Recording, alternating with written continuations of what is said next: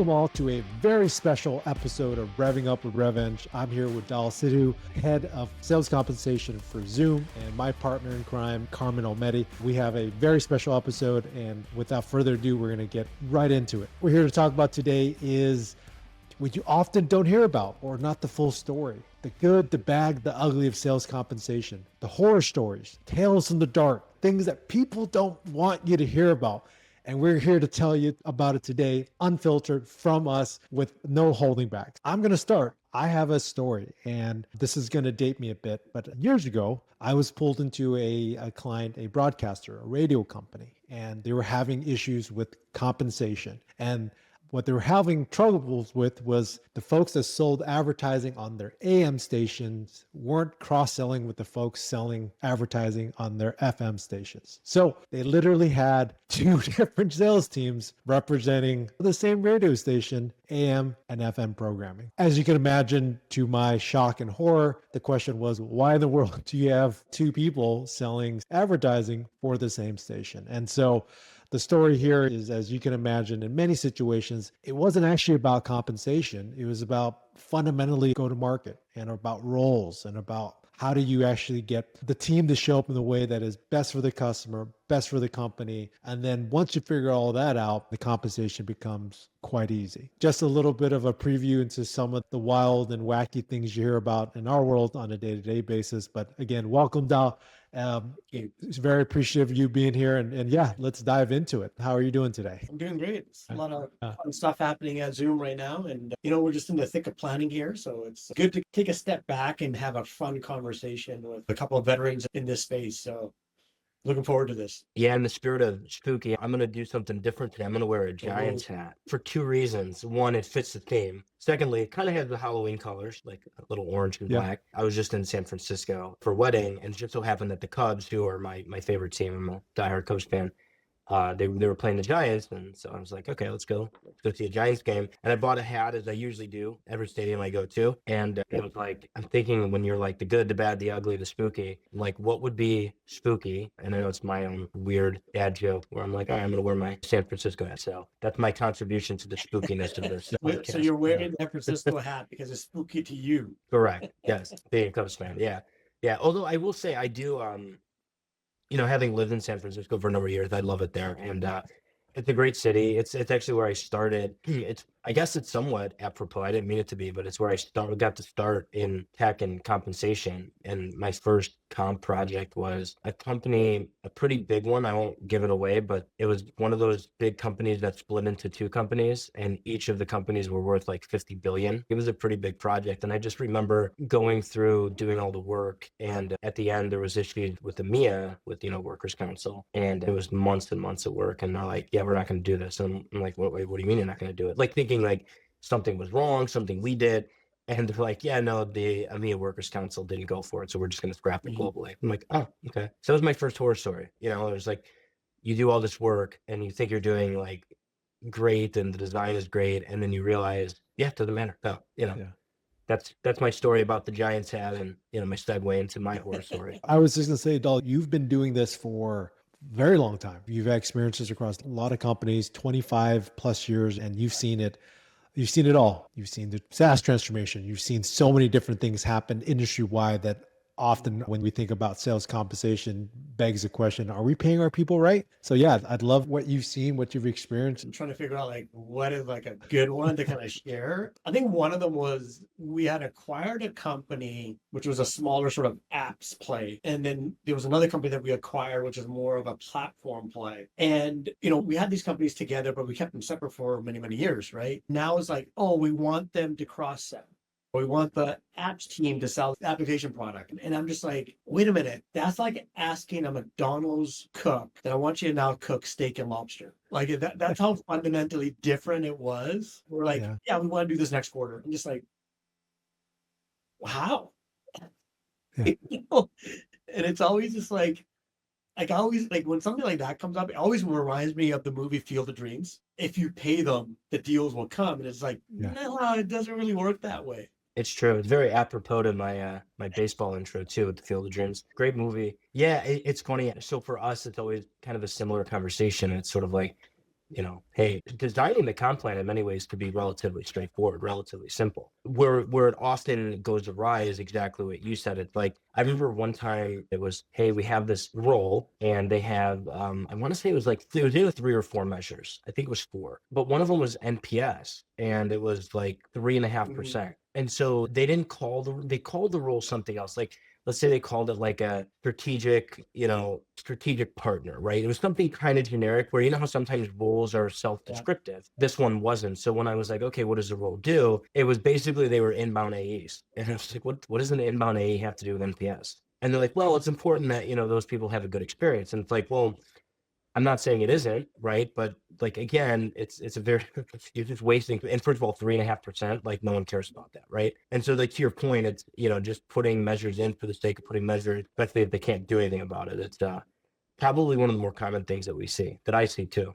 When I get sales leaders and sales managers come, like, hey, I want to do an incentive or spiff for pipeline. I'm like, okay, right? Like if they're not building pipeline and like, what are they doing? Like, are they just waking up? Like, you give them a salary. That's not for, you know, just waking up and brushing your teeth, right? You need to do some work in order to kind of help you kind of get your quota, right? And those are always like fun conversations to have. Like, wow, you know, we're not driving enough pipeline and da da da. I'm like, well, you need to spend your money somewhere else, right? Like, you know, we want to incentivize certain behavior, and like the end result is not driving the activities to the end result. And I've been more of a end results kind of guy. Like, hey, what end result am I trying to drive? And then is the comp plan going to support that versus trying to throw in spits to kind of focus on activities? I know like there's a lot of people kind of in different type of camps like, oh, wait a minute, we should incentivize the activities because some of those activities will eventually get us to that end result. And maybe you pay less on the end result and you put more on the activities. I'm just not a big believer in that. Well, playing off the horror analogy, right? It's like the one example that comes to mind is the horror movie where you move into the haunted house and it was because someone in the family really wanted this house. It was such a good deal. It's like you kind of set that up, right? In my experience, and what I think Carmen and I've seen a lot is you don't end up at that point where everything has to be paid for in order to drive actions. You condition that. You set that up. You move into that house because for some reason you decided that you need to drive this priority, and spiffs and contests and things that were supposed to be special by their definition became no longer special. They became almost like guaranteed to be expected. And then you lose the focus on the core responsibility of the job, what they're actually supposed to focus on. Then they're just chasing the next contest. And as soon as you stop that, everyone says, wait a minute, wait, you're not paying me to do this. To your point, we're paying you a salary to do a set of things that are minimum expectations. Not everything needs to be paid for. Yeah, and people forget that, especially like in SaaS companies or tech companies, right? Like there's a salary element. There's some other industries where it's just 100% commission, like real estate or, you know, selling mutual funds or insurance and stuff like that, where that's purely based on a percentage of the sale. But like in a majority of sales roles, you get a salary and a commission component, and there are certain expectations for that salary. So I agree completely. I mean, like spits are great under the right circumstances, but like paying you to do an activity that is inherent in the role to achieve the results that you're paid for seems a bit circular, right? It's somewhat illogical. So in that instance, I agree. Like the results should be the focus, not the activity. But I think that also speaks to a larger issue, which is sort of like, well, why don't you have like account planning, right? And an example you gave, Dal, right? Account planning is when you should be looking at, okay, how do we build pipeline for the next quarter while at the same time meeting whatever quota I have for this quarter or half or whatever your performance period is. And so then it's like, okay, well, is this a process issue? It's not really a comp issue. It could be a cultural issue. Either way, I feel like the overuse of spiffs is probably, we have like the thing on the system side that we call like the 7 deadly sins of ICM architecture. I feel like overuse of spiffs is probably like one of the 7 deadly sins of comp design and comp strategy. I remember once where they wanted to put an incentive in for managers, and there's like some sort of coaching or something like that, right? For the managers. I'm like, hey, we're not getting them working with their sales rep and everything. I'm like, well, then you got the wrong manager. You promoted the wrong guy or the wrong people, right? As a gal. Those are always interesting conversations. It's like, oh, we want to increase participation and da da da da da. Like, yeah, I get it. But if the sales manager is not coaching his people, you probably need to fire him, right? Probably need to get new managers in there. That seems to kind of be one of those the bad, right? I wouldn't call them ugly. It's not that ugly. It's more of a conversation like, okay, well, did you guys hire the right person? And there's some really good managers. They're working with people that are just not coachable, right? Which means you have to get rid of them at some point, right? Yeah. So yeah, so those are always interesting conversations to have. Like, who is the right person to take accountability for that? Is the person that's being hired, right? Or that, if you're talking at the rep level, or you're talking about a second line manager acquiring a first line manager or promoting somebody internally, is like they're not coaching, or they're still thinking that they're a rep. But like, well, that's on you. They can't design a comp plan to help you people, right? Comp plans are built to incentivize an outcome. So it's funny how comp becomes like an end all be all for almost everything. I want to be able to use it to manage people, and I want to be able to use it to manage people out, and I want to use it to promote people, and I want them to, get accelerators for doing stuff that's outside of their normal day-to-day job. That's just like, you've got 10 elements. You only have 100%. Each thing can't be worth like 10% because no one's going to care after a while, right? Well, it's too much choice, right? As in life, there's no such thing as 100% equal priorities, right? Some things are more important than others. And as a leader, you're responsible for providing that clarity and to reinforce it and then use sales compensation to drive it. Have you been in situations where it's gone bad or gotten ugly when, say, there's just two opposing forces? Your finance wants, we got to cut costs out of the plan. We're paying people rich. HR saying we can't do that because we're going to lose top performers. We're having a hard time recruiting. And sales is, I got to get this plan to drive profitability or the top line. And then how do you, as in your shoes, like how do you navigate that, right? It's tough being in this role. Like you get connected to finance, HR, sales, operations, IT, right? Because all the things that you want to implement, you want to be able to automate it. And systems always want stuff like 8 months in advance. It's like, well, I can't give you that when, the global market hasn't even been created, right? Like it's not easy, to tell you the truth. The biggest thing is making sure people understand what's the priority. If you've got 15 things that are prioritized, you cannot hit all 15, right? Because when you think about what are you going to put in front of the sales organization, you want to keep something simple. And I think compensation has gotten very complicated. So you've got the plan mechanics itself.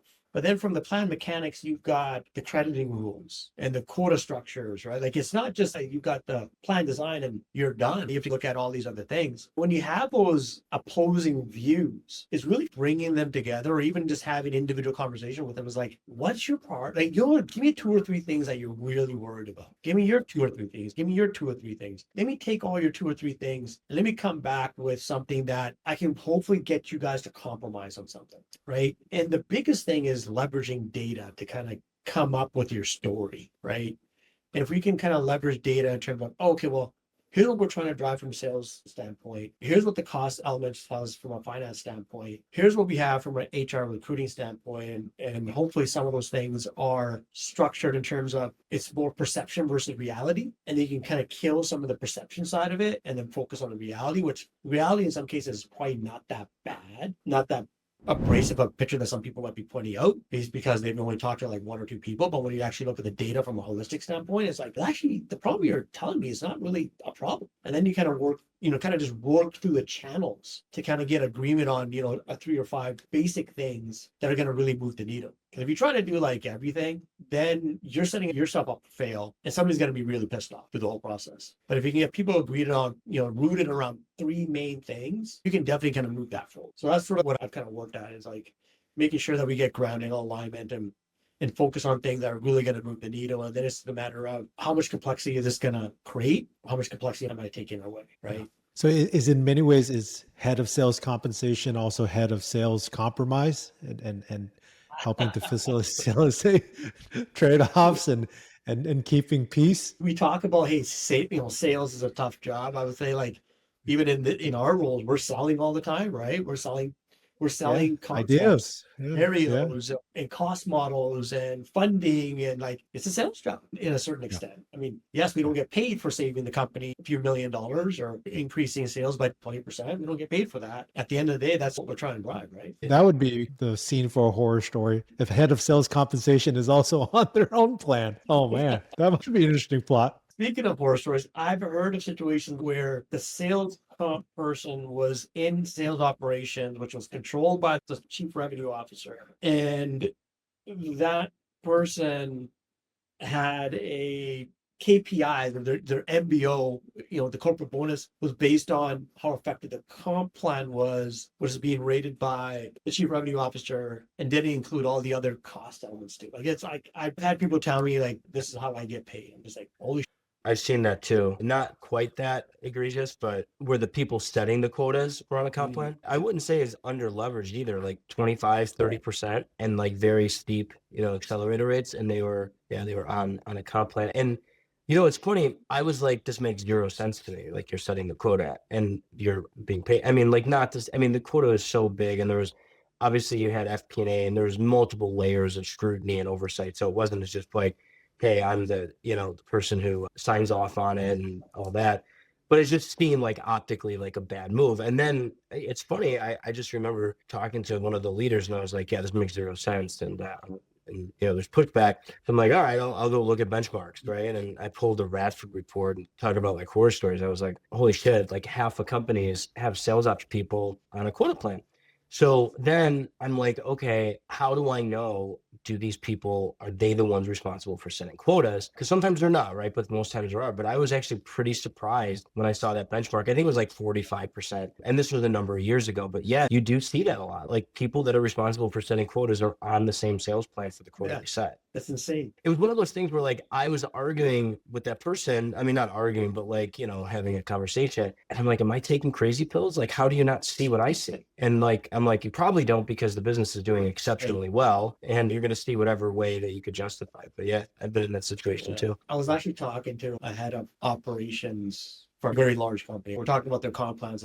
And that person mentioned me like, hey, our accelerators are like 10x, above 100%. She's like, yeah. I go, how many people actually get there? It's like, nobody. I'm like, what?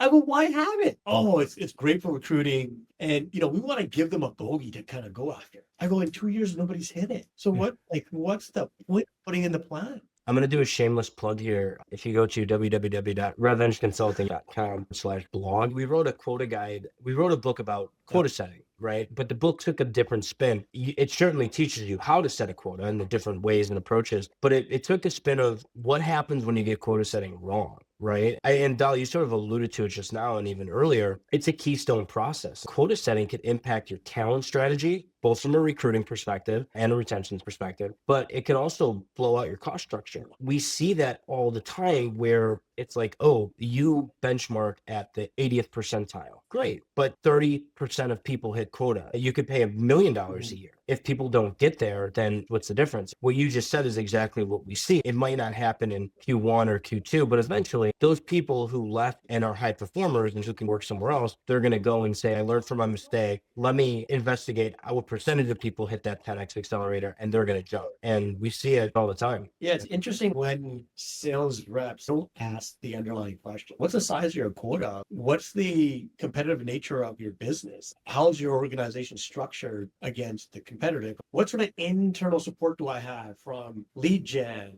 and sales plays? I don't hear any of the interviews from any of the salespeople. It's a little scary. You're almost taking a leap of faith based on what you see in terms of your offer level. It's never shocking to me the number of times that we come into a client where they're like, yeah, the plan for that person, yeah, we don't actually have it. There's an email somewhere, I can't find it. And it's like, what? Why would someone agree to that and operate and be employed? How do you even reconcile that? If you're a public company, how do you defend that to anyone, unless the auditors? I think what's also interesting is what you hear people complain about. Right now, I know that compensation is nothing to joke about and take lightly. People depend on this for their livelihoods. Some of the complaints I find just fascinating, right? Like, I should get paid on the number of proposals. I was like, really? That's not what sales is about. One of the best things about topic of sales compensation is literally anyone can come up with a brilliant plan design on the back of a napkin. The worst part about sales compensation design is that anyone can come up with a plan design on the back of a napkin. And you have to facilitate that, right? You have new leaders coming in, whatever their function, and they're going to go, you know what? I got the plan. When I was at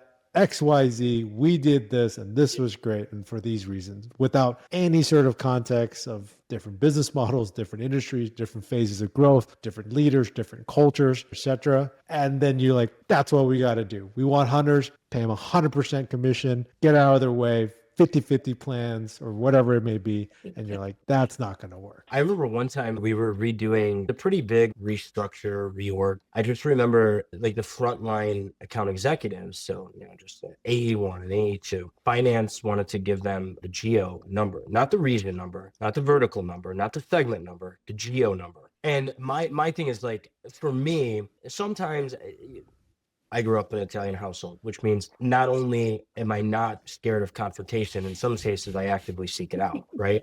And so I'm like, okay, I'm like, Mr. and Mrs. Finance person. It seems like, I'm not trying to be cynical here, but it seems like you're just putting this in so you can stay. It's a measure, but really, it's a fixed cost, right, from your perspective. So you can sort of manage it. And I'm like, but let's assume that's not the case, right? That's, and I probably could have been a little bit, this is when I was a little bit younger, had a little bit more vinegar coursing through my veins. I take a more honey forward approach now, but think about it. You currently have people that are the head of a region, EMEA, APAC, NAMER, LATAM, that don't have that number. If anything, they contribute more to the global number immensely, right? And by X% multiplier based on their quota, I'm like, why would the AE? And the argument was they're in a large region and they have a high sales bag and blah, blah, blah, blah, blah. We got to a place where I'm like, okay, I don't know how else to say that this is a really effing terrible idea. Like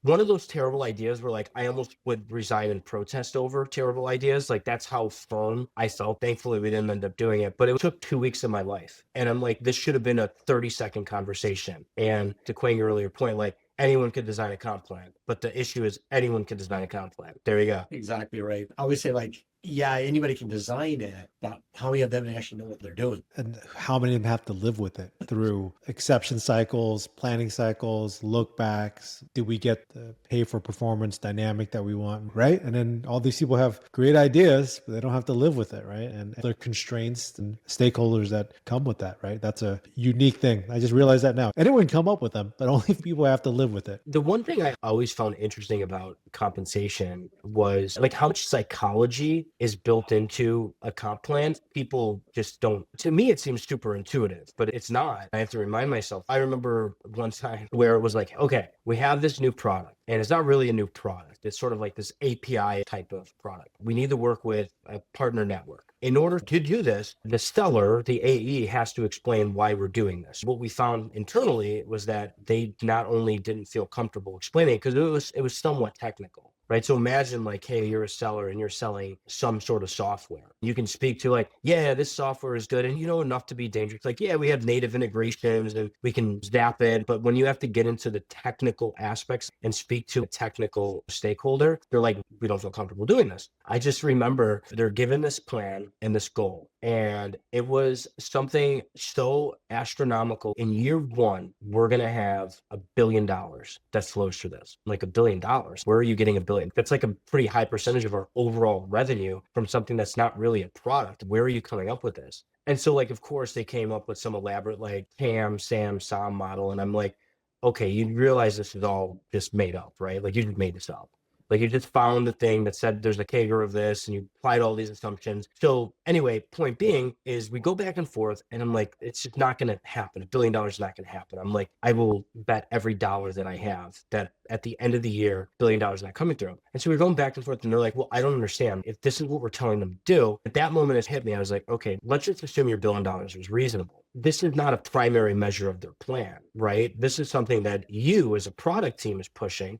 And yeah, you have some vague support from sales leaders, but half of your pay is based on your results. And even more so if you're a high performer that overachieves. You have a lifestyle and a cash flow that is centered around an OTE, not a base pay. If half of your pay is based on how you perform and you have a very high degree of control over that, are you going to spend your time talking to new stakeholders within an existing book about a product that you don't confidently know how to speak to for an implementation cycle that is 9 to 12 months against performance periods that are 3? And oh, by the way, your quotas have gone up 30% every year. Growth in the industry went from 40 to 50% to 10. And now you think that someone's just going to do this because you made an assumption? I'm like, even if you had the right comp plan, there's an incredible amount of enablement that needs to support it. How do you not put yourself in the seller's shoes to realize that they're not going to do this, not because they're bad people or not because they're being stubborn, but because their job and their livelihood is half of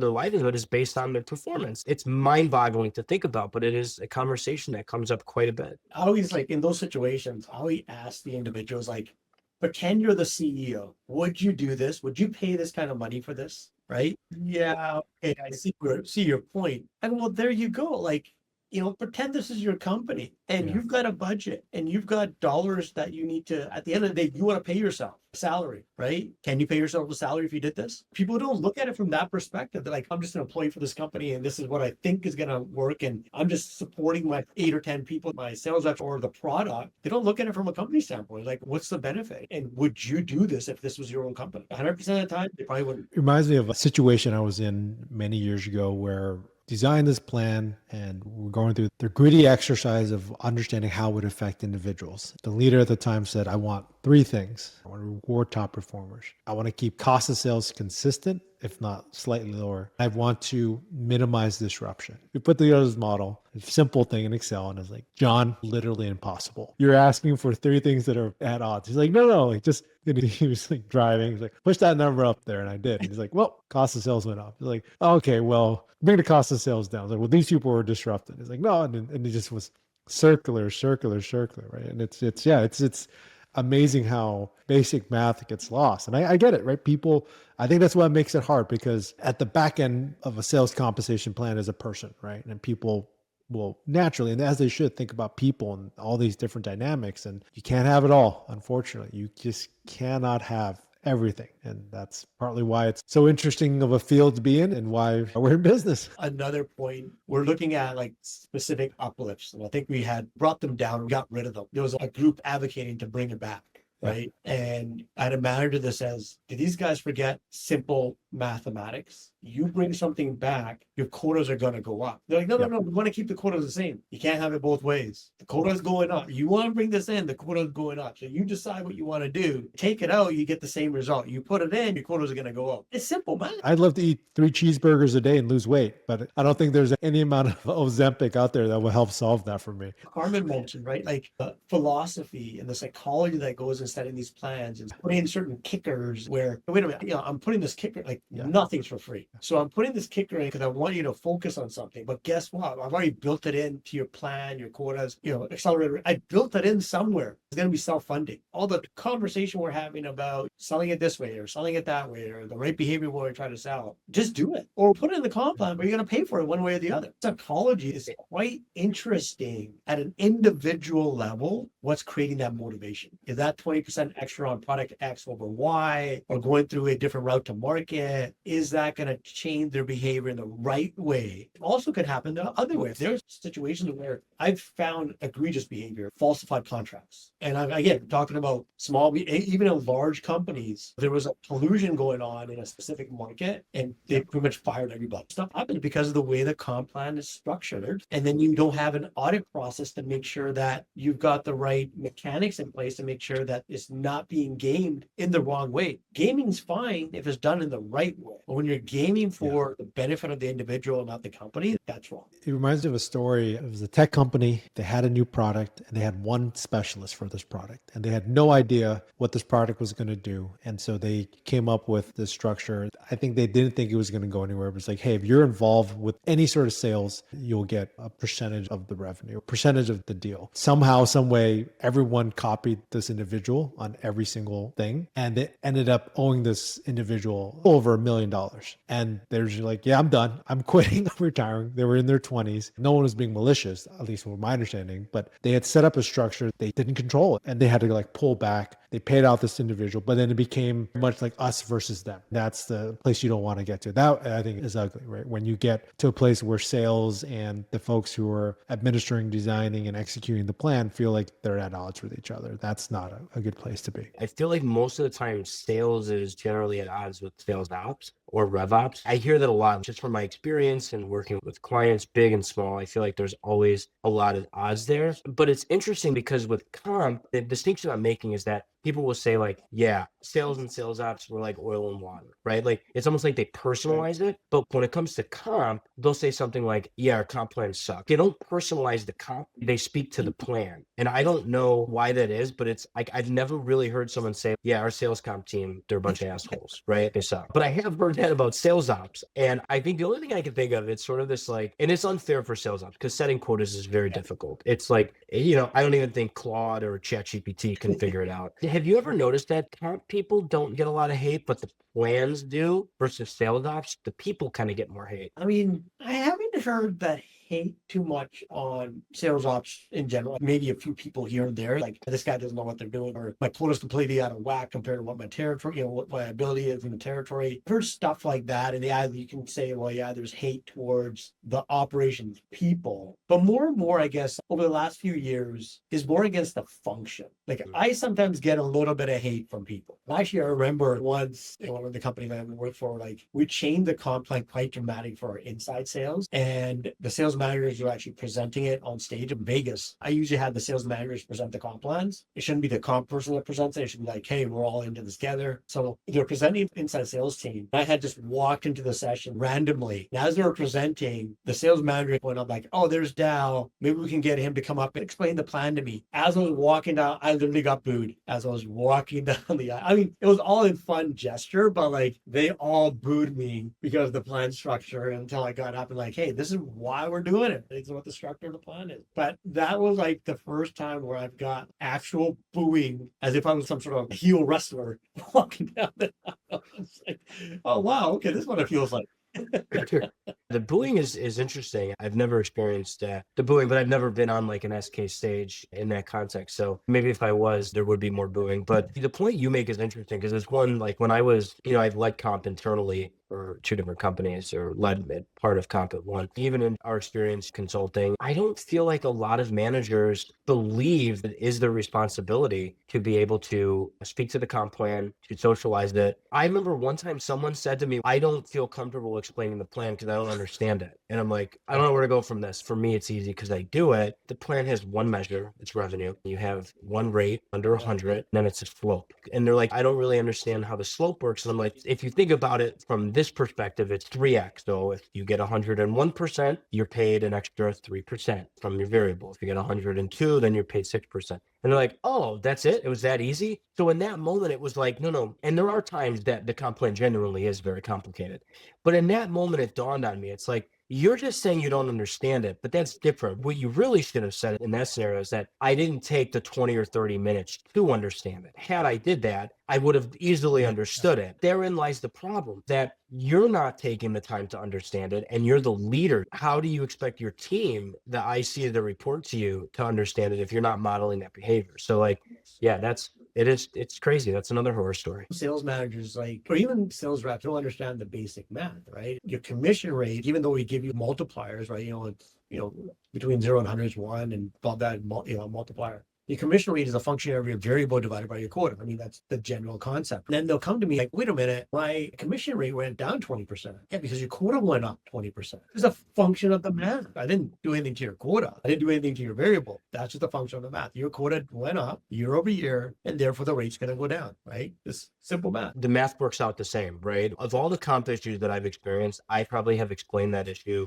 easily. That's been like number one, 50% of the time. That is the issue I'm explaining. I do get it from the perspective of, even us previously where I ran comp, there's semi-annual performance periods. It's even worse when there's seasonality. And it's heavily H seasonality because you're saying my quota literally doubled, but you're paying me half. And you're like, no, you're not paid half. What I always used to say to people is like, all right, here's what we know. If you hit 100% of your quota, how much are you paid? And they're like, well, I should be paid 100% of my variable. I'm like, yes, exactly. That's what happens here. And they're like, how does that happen? The rate's in half. And I'm like, yeah, but your quota doubled. It sort of cancels each other out. I found that explaining it were to say, okay, let's start with what we know and what we can all agree on. At 100% of quota attainment, you should be paid 100% of your variable. So then there's 2 questions that arise from that understanding. What happens if I don't hit 100%? And what happens if I hit more? And I think if you explain it from that perspective, I found that people are like, okay, I follow it. But even though you can mathematically explain it and walk through the examples, I can't tell you how many times people have said, okay, I get it from a math perspective, but it's still unfair. I'm like, yeah, that I can't speak to. Maybe your quota shouldn't have doubled. That's not on me. But, as far as the mechanics, we're good here. I get that all the time. Well, my quota isn't right to my territory. I'm like, I hear you. I sympathize with you. I don't control that aspect. You need to go talk to that group, right? And I think that's where some of that hate might come back. It's like, well, your model's all screwed up. Like, okay, but I didn't do it.